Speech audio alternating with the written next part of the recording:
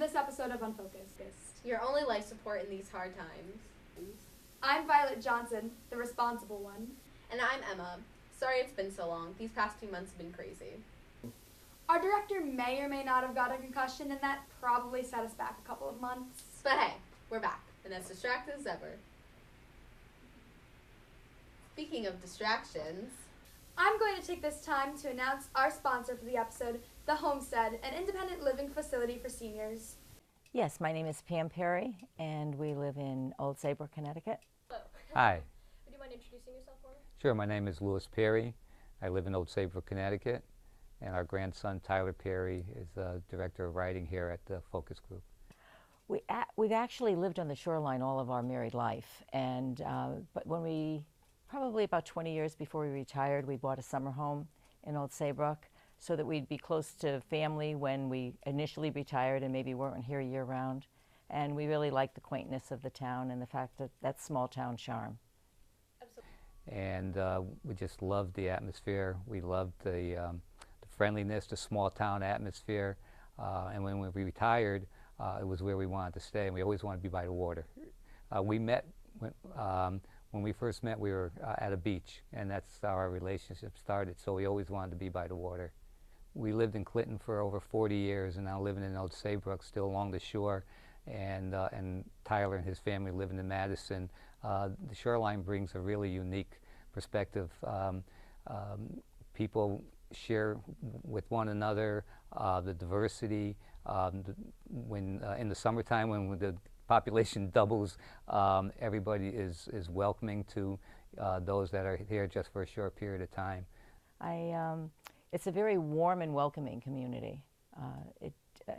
Despite the varied diversity in the town, everybody is welcome and everybody is accepted, so I like that a whole lot.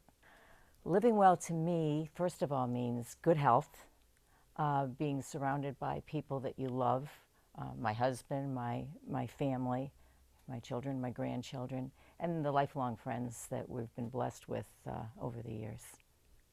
Having your health, having your family and your friends around you, and giving back, I think, is important as well. What can I not go out? My wife would say Oreo cookies, but she would. But what I can't live without is love and family. Having the love of my family and longtime friends is what keeps me going. It's always the same answer. It's family. To me, family comes first, and that you'll always be the happiest when you're surrounded by your family. Oh, looks very, very peaceful, very lovely.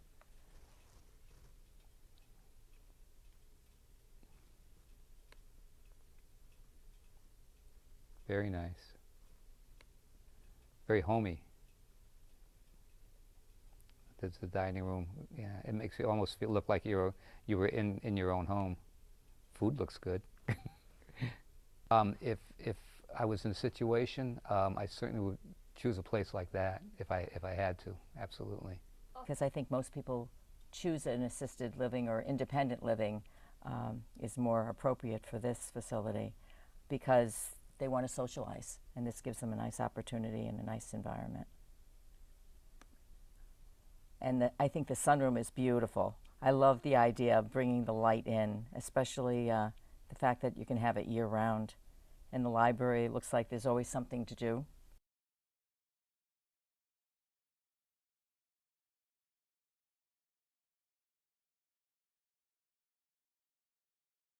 next we have a segment for you called Creative Corner, where we interview people on the shoreline about their creative successes. No, we don't need to watch this. I'm sure it'll be great. Fine, as long as the cops don't watch this show. All right. We need an idea for our next Creative Corner. Any ideas? Hey, guys! Sorry, I was thinking we could interview Steven Spielberg. Why would Steven Spielberg ever come on our show? Because we can give him cool prop guns. We have a barn full of them. That's not happening. Why don't we interview Mr. Salutary? That's not happening either. Why not? You see, I tried interviewing him once. but I flipped a bottle when I was there, and now we're not allowed to go within 100 feet of him. That's what you get for breaking the rules, Sarah. That rule was asking to be broken. And you're asking to be fired. Come on, guys. We're all mostly mature. We should be able to think of something creative. Pizza's here. Hi, did somebody order a pizza? Do you want to be done for an interview?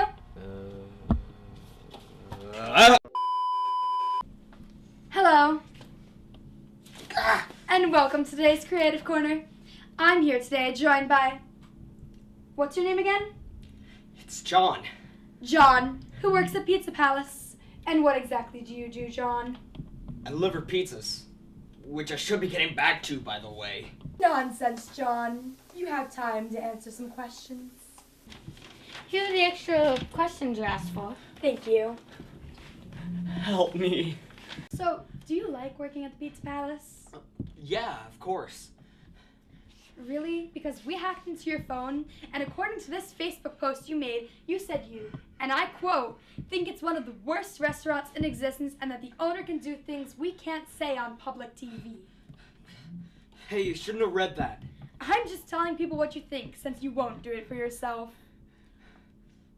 What's that? It's your boss. You've just been fired. Oh, come on. I needed that to pay for college.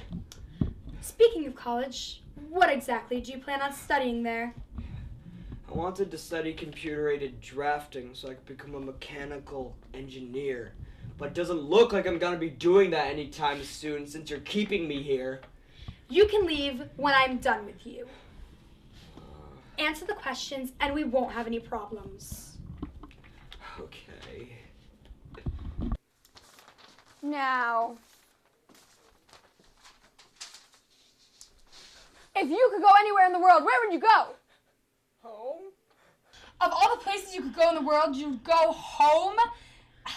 You're a loser. No, not a loser. I have friends. Great friends. Friends who should be realizing when one of their friends is in trouble. So, do you enjoy living in Connecticut? Oh, please, just let me go home. I am sick of your constant complaining. Just suck it up. You're already sitting in the chair, so you might as well answer some questions.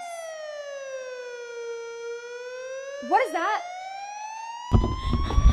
They're on to us. That's it for this week's Creative Corner. See you next time. Go, go, go, go, go, go, go!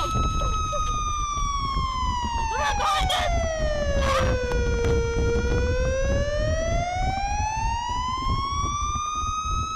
Wait for me! Wait for me! We're going to move on to the next segment. Hi, I'm Shanae. And I'm Sam. Unlike her, I don't have a cool nickname. And welcome to the 4th installment of Break Down Your News. Yeah, that's right, folks. Somehow we still haven't been kicked off the air. What are you talking about? I think we're a pretty good part of the show. Yeah, right. Alright, we're an okay part of the show. Mm-hmm. What do you want me to say? That we're bad? I just want you to tell the truth. Then we're the worst on the show. Exactly. Now, without further ado, let's get right into the news. Before we destroy ourselves, we might as well take another news form down with us. According to BuzzFeed, the magazine/tabloid scene has gotten so dire that the juggernauts like People and US Weekly have had to cut staff members, among other things, just to preserve money. Wait, so how are we going to figure out what Kim Kardashian's new baby name is? Why? By online articles and news shows, of course, the very thing that's putting tabloids out of business. You know, it's kind of ironic that BuzzFeed was the person to publish this article. Huh. Yeah, that is weird. Well, if I was the one putting People out of business, I would like to brag about it too. Did you hear what I just said? We are putting People out of business. Oh, yeah. We're putting people out of business. Let's get into some news you've probably heard about. The Kim emojis?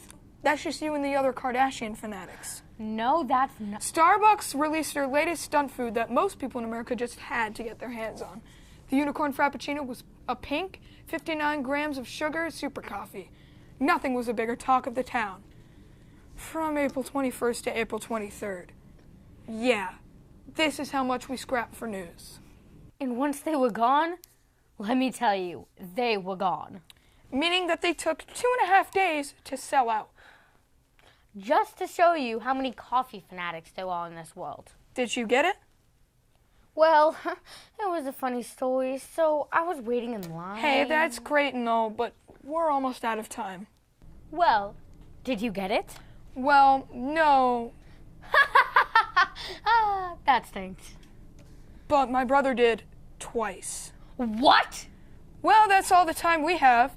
I'm Sam, And I'm a frustrated Shayna. and we'll see you next time on Break Down Your News. If we don't get kicked off. Introducing a new skit where we have actors reenact popular classic movies. If you guess it right, you may have the chance to win something. What's the matter with you? I don't know. You're acting like you're nervous or something. Well, yeah, I am. What's to be nervous about? I'm the one that's under the gun here. Trial starts tomorrow. You want to know what I'm nervous about? I'll tell you what I'm nervous about. I am in the dark here with all this legal crap. I have no idea what's going on. All I know is that you're screwing up and you're taking me with you. Camera, didn't you? Oh, Vinny, I am watching you go down in flames and you're bringing me with you. And? Well, I wasn't going to bring it up because I know you have enough pressure on you already, but we agreed to get married after you won your first case. Meanwhile, 10 years later, my niece, the daughter of my sister, is getting married. My biological clock is ticking like this, and with the way this case is going, I ain't never getting married. Lisa, I don't need this right now. I swear to God, I don't need this right now, okay? I've got a judge aching to throw me in jail. An idiot who wants to fight me for $200. Slaughtered pigs, giant loud whistles. I ain't slept in 5 days. I got no money, a dress code problem, and a little murder case which holds the balance of the lives of 2 innocent kids. And not to mention your biological clock, my career, your life, our marriage. And let me see, is there any more shit we could pile on to the top of the outcome of this case? Is it possible? Maybe it was a bad time to bring it up.